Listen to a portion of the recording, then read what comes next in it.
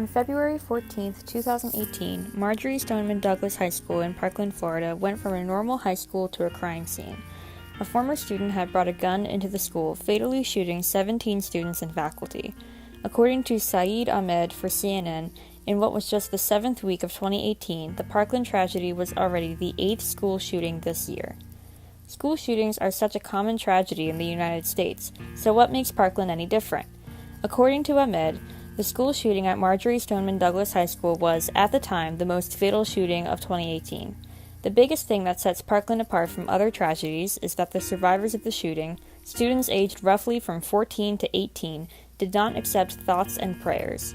Survivors of the shooting have been using social media to unite supporters of gun safety legislation in Congress. Molly Roberts, a writer for The Washington Post, emphasizes that this movement is something that, quote, only the online generation could create, end quote.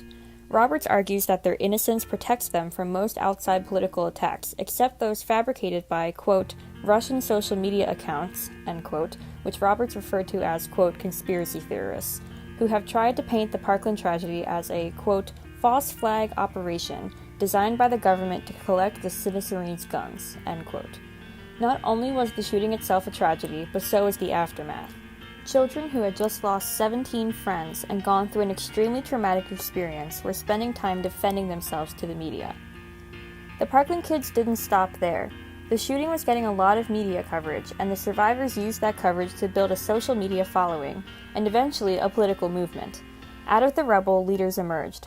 One of the first was David Hogg, who was a 17-year-old senior at the time of the shooting.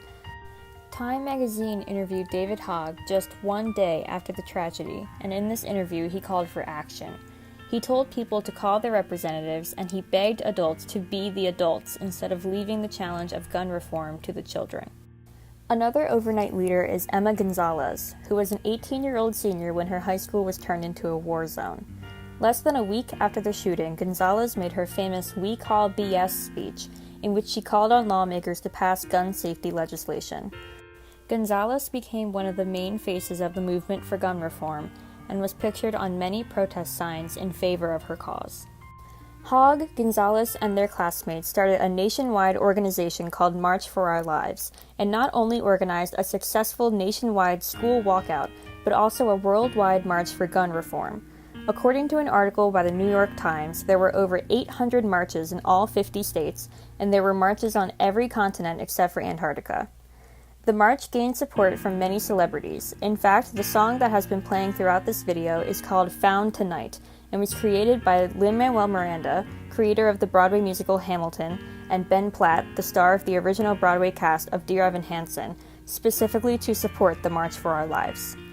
This movement was started by children, many of whom were not old enough to vote.